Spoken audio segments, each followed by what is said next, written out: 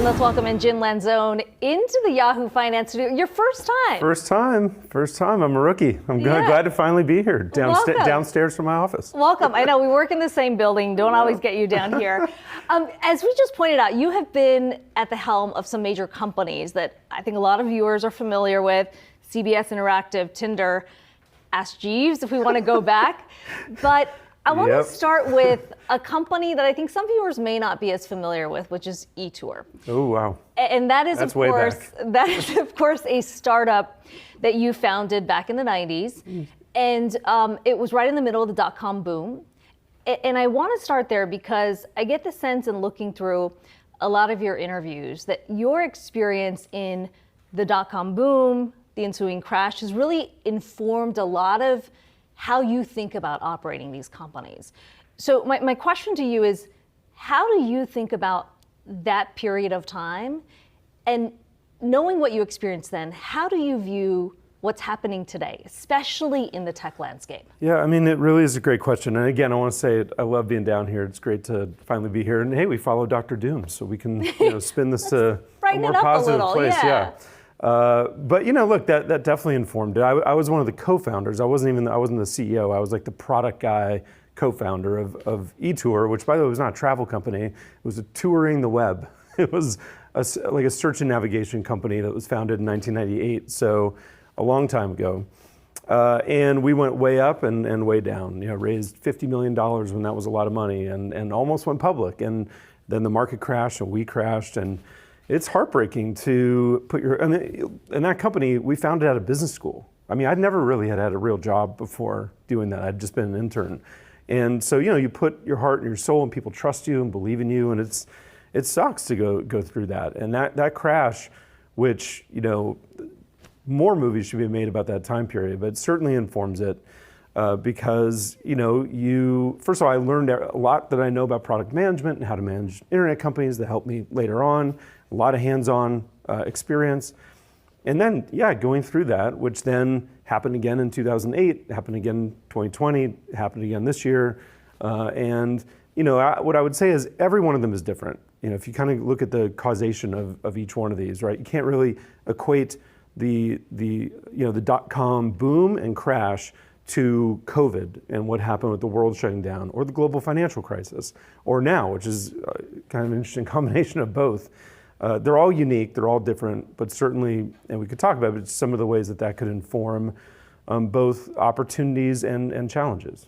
Yeah, I mean, let's talk about that a bit more. What do you see as the parallels that are there, and how does what you experienced in the 90s kind of inform what you're seeing today?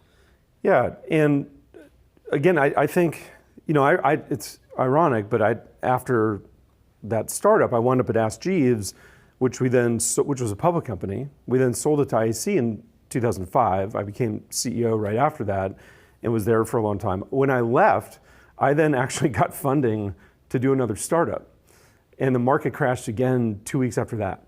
So right in the heart of me getting funding. And what I'd say in both situations, and I think it's a parallel for today, is first of all, if you're an existing company, one that has been through the boom and raised money during the boom at valuations that were pretty rosy, and you went through hiring and perks for your company, and probably easier on the revenue side because other companies weren't going through those challenges. You have to really reevaluate quickly and get those costs under control. Kind of reevaluate how you view your market and your valuation. In a lot of cases, if you're a public company, again, it's easy to sit there and think about the way things were and operate that way. I think the companies that adapt the most quickly, if you're an existing company, are the ones that are going to make it through. I think Bill Gurley, who was one of my investors at Clicker, which was my second startup, said it right a couple weeks ago. He said, this is the best time to get funded as a company. And I agree. If you look at every one of these crash periods, those are when some of the best companies have been born. Or when early stage ones could make it through the gauntlet, then the rewards on the other side of that are great. I actually, that leads us to Yahoo, but I think we're in a very similar situation here. So let's talk about Yahoo. Obviously, you're the CEO, you're a big boss. This is a brand that's gone through many iterations. Started in the early 90s, co-founded by Jerry Yang. It was a search engine. Since then, it's grown many tentacles into content. We've got Yahoo News, obviously Yahoo Finance, Yahoo Sports. When you look at it today, how do you define the Yahoo brand? Well, coming in from the outside, the great thing is that you're not tied to the past. So, and I always say this about this opportunity, and I just passed my 1-year anniversary here, but if you didn't know what it was called, and I think the brand has a lot of strengths. I had somebody pretty prominent tell me a couple weeks ago, he thinks the brand is worth as much as Apollo paid for all of Yahoo. So, there's a lot we have to do to earn that, but it is, I think, a great brand that has a lot of goodwill. If we treat it right, things can happen. But the truth is, if you were to come in today and just look at it objectively, without the brand, you would say hundreds of millions of users, doing billions of revenue, that's very profitable, and is pretty entrenched in the various verticals in which it's strong, right? Top 2 in email, sports, news, finance, and these are amazing categories. We have a huge advertising business. We're one of the biggest ad sales forces on the internet. We have real ad tech behind the scenes. There's a lot of other things we haven't even talked about, including AOL, which, again, in my past, I've learned how things like that, which is even older than Yahoo, it's very, very profitable. If you were to take an objective look at those assets, you would say that's an amazing, investment opportunity, given the fact that we've been spun out of Verizon, we're private again, and that allows you to do, the things that you need to do behind the scenes to improve it. And if I were to look at it again objectively, I'd say it's not, I think one of the things people can mistake about Yahoo is thinking of it as one thing. Right? You've said you hate the question whether it's a media company or a tech company, a content company, but yeah, there are a lot of people who are saying, well, what defines the Yahoo brand? It's a product company. Email is a product. We still are in search and one of the top 3 players in search, that's a product. Yahoo Finance. Content is one of the products that we offer on Yahoo Finance. Stock charts, information, these information sets that we provide to allow somebody to become a better investor. Those are all product features. And I do think at the core, we have media. Technology enables literally all of it. But at the end of the day, we are a product company, vertical by vertical. And I look at the brand independently as well. Yahoo Finance is a very strong brand, one of the best. And one with some of the most traffic in the finance vertical. So does Bloomberg, so does Dow Jones, so does CNBC. That's very different than Yahoo Sports with ESPN, or it's very different than news or email versus Gmail. And as so as a brand, I think about them pretty independently. Will they get woven together, at a larger level? Yes. Are the days gone when you think of it as a portal? Yes. So you mentioned some numbers here. I know you like to highlight this a lot. 900 million users. You're talking about Yahoo assets, billions of dollars in revenue. You talk about the profitability. And yet I know over the last year, you have been asked over and over what the turnaround story looks like. Why do you think it's been defined as that if those numbers are there? Probably because it hasn't historically been successful at pulling that off. Again, I think the bar changes. I think what the team in the 2000s were dealing with was coming in on the heels of a decision you could not reverse, which was giving search to Google and literally paying them to do it. And then the aftermath of that and trying to figure out what the business could be. Again, you were talking a much bigger company with much more to lose at that point. You had a turnaround attempt in the 2010s again, and not just Yahoo, but the AOL properties as well. That all got solved in a way by being brought inside of Verizon for 5 years. And so our team comes in at a very different spot. What I do know is that this has all of the bones of a great turnaround opportunity, as I know it, as I've been through them before. A ton of traffic in very important monetizable categories, with being number 1 or number 2 in those categories. Those are things I can work with. We can put great teams against that, reinvigorate these products, which is certainly needed in a lot of these ways. There are reasons why these things are number 1 or number 2. There's also reasons why it hasn't totally fulfilled its potential in each one of these. So that you can work with. And coming from where we're coming from now, coming out, is an incredible investment opportunity, for those who've been behind it.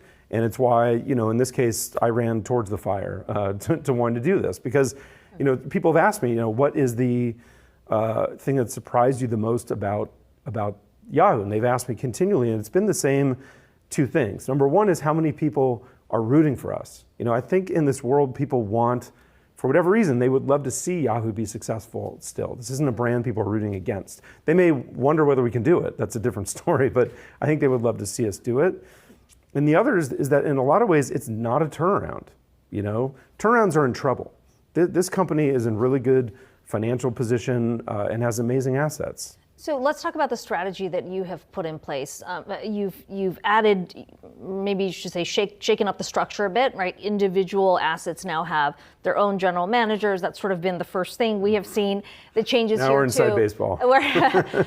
But you've also talked about seeing a spin-off in these individual brands, that you think that they can stand alone. And I can't help but think that if you think about, sort of the major, tech companies, and I know you don't want to define Yahoo as just a tech company, but you look at somebody like an Alphabet or somebody, like a Meta.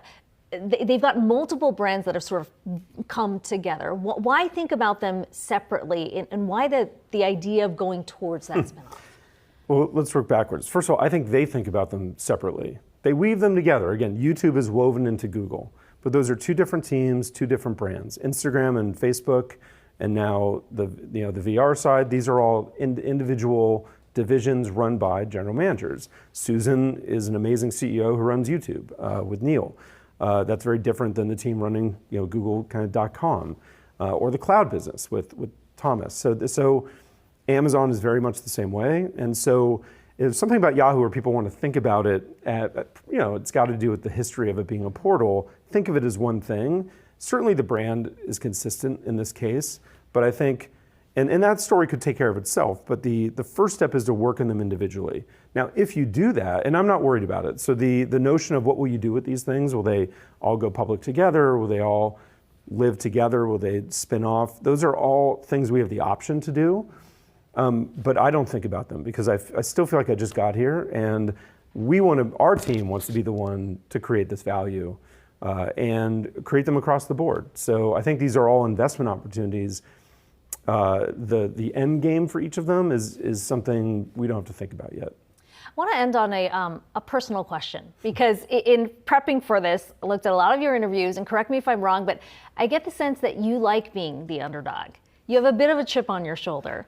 So my question to you is, whatever you want to define Yahoo as, let's call it a turnaround story if that's what people are saying. What do you have to prove by building out Yahoo to where you want it to be?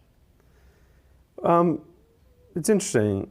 I'd say of the things that I could have done, I would say in a way they maybe would have been more in the realm of something I could have proven.